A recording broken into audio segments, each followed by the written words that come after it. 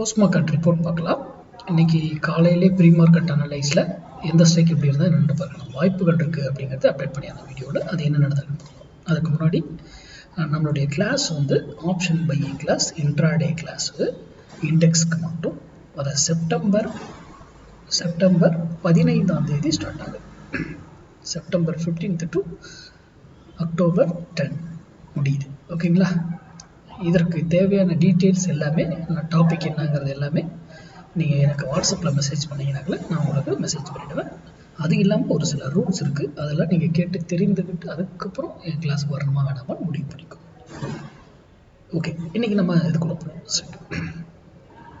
24,600 புட்டு 54 ரூபாய்க்கு கீழே இருந்தால் நிஃப்டி அப்சைடு அப்படின்னு சொல்லிட்டோம்.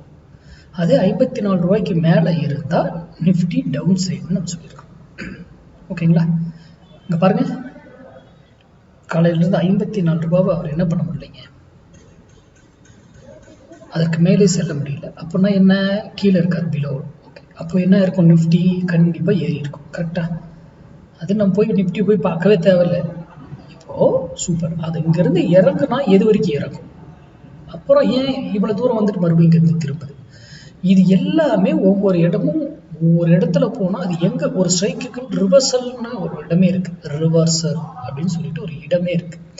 அங்கே தான் அந்த ஸ்ட்ரைக் வந்து ரிவர்சல் ஆகும். அது வரைக்கும் இது வந்து அப்படியே ஃப்ரீயாக வந்துக்கிட்டு இருக்கும் மார்க்கெட்டு. அப்படி அப்படியே இறங்கி இறங்கி இறங்கி அப்போது மார்க்கெட்டுடைய சப்போர்ட் அண்ட் ரெசிஸ்டன்ஸை வைத்து நீங்கள் பண்ணியிருந்தீங்கன்னா போய் பாருங்கள், மார்க்கெட்டில் அப்படியே இங்கேயே இருந்திருக்கும், ஏறும். ஒரு சின்ன 2 கேண்டில் இறங்கினாவே உங்கள் கால் சைடு இருக்கிற பிரீமியம் டக்குன்னு கீழே விடும். கால் சைடு நான் சொல்கிறது. இப்போது இந்த பிரீமியம் கீழே இருக்குன்னு கண்டுபிடிச்சிட்டீங்க, மார்க்கெட்டு 7 இருப்பது. அப்போ ஒரு காலை பை பண்ணணும் இல்லையா, காலை பை பண்ணணும்ல.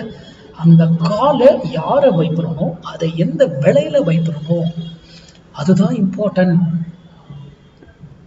அந்த விலையில பை பண்ணால் மட்டும்தான் நம்மளால தப்பிக்க முடியும். தப்பிக்க மீன்ஸ் ஒரு நல்ல ஒரு நமக்கு எகென்ஸ்டாக, நம்ம ட்ரேடே எகென்ஸ்டாக போயிடுச்சு அப்படின்னாலும் நீங்கள் அழகாக வெளியே வந்துட முடியும்.